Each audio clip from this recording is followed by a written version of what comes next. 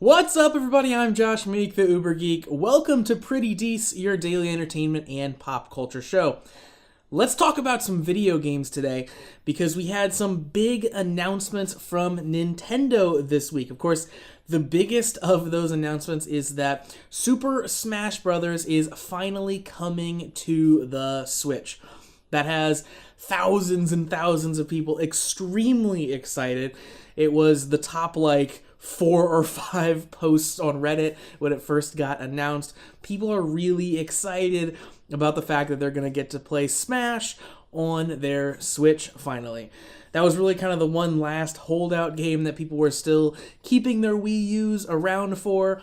Of course, Smash is the wildly popular character fighter that brings together characters from all the different Nintendo franchises and a few non-Nintendo franchises to battle in these big, huge arenas on kind of a 2D plane with kind of 3D graphics. It's very fun. It's really fun as a party game, and it's also really fun. People take it very seriously as a competitive fighting game. So it kind of has something for everyone. And up until this point, the first 4 Smash Bros. Games that have come out have been very, very good games. Of course, the original game just kind of creating this entire genre of games. Not too many games had done a game like this type of platform fighter hybrid. And then they kind of built on it from there, and they've done some really innovative things. They've done some really awesome unlockables. They've even done really awesome single-player storyline campaign content, which I was a really, really big fan of. So I'm really excited to see the direction that they take this series as it comes onto the Switch. A lot of people were kind of concerned with a Switch version of Super Smash Bros. Just being a port of the Wii U game, at least initially, like they did with Mario Kart. And that doesn't seem to be the case here. It seems like we're getting an entirely new version of Super Smash Bros. They listed it in the teaser trailer just as Super Smash Brothers. They didn't say HD, remaster, anything like that.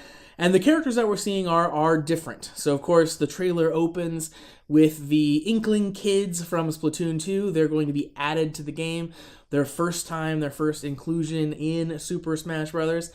And then we get to see Mario, of course, in the shadows and Link in the shadows, but this version of Link is the Breath of the Wild version of Link. So people are already speculating about an updated moveset and all kinds of changes coming to Link because of his updated version.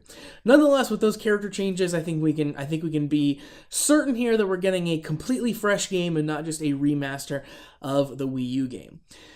Even with a remaster, people would be happy, but people are over the moon excited about a brand new game in the series. And again, I'm really pumped to see kind of what innovations they use to push this series forward.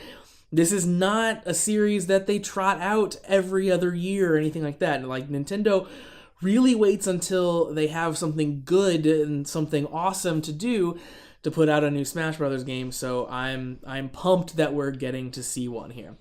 People are already trying to speculate about characters that are going to be in this new Smash Brothers. At one point in the teaser trailer, you get sort of the highlights, you get sort of the shadow version of some of the characters, and they're incredibly tiny. Everyone's trying to zoom in on their screen and figure out who all these characters are. And at least as of now, it doesn't seem like there's too much consensus on figuring out who everyone is.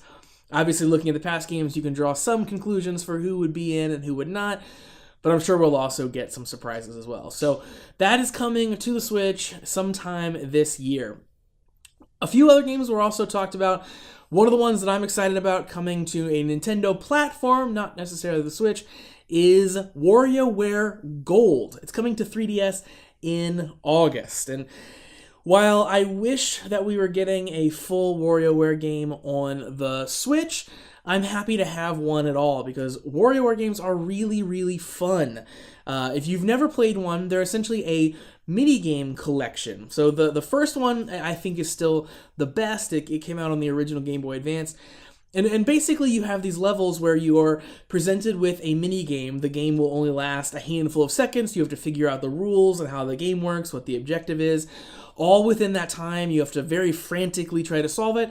and then just as quickly as it appears, it ends and you move on to the next game. And levels are kind of series of these mini games where you're trying to get a bunch of them, correct as you go. You're trying to win the little mini games as you go along. Mix all this game up with really quirky games and really awesome art style, awesome unlockables, and WarioWare is truly fantastic. One of my favorite games of all time, especially one of the best games on the Game Boy.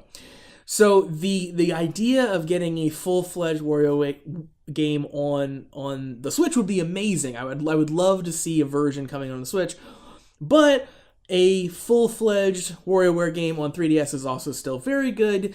I still have a functioning 3DS that I'd happily pull out to play this game. So that is coming in August, and personally, I'm hoping that it is a, back to the roots, no real gimmicks or anything like that, just a really good, really awesome WarioWare game. But we'll find out more as they announce more about that game as we get closer to the August release date. So that's some of the new stuff in video games, and that's going to do it for Pretty Dece for today. Thanks for joining me to chat about games and all the new excitement that is currently in the works. Make sure that you like Pretty Dece on Facebook at facebook.com/PrettyDeceShow.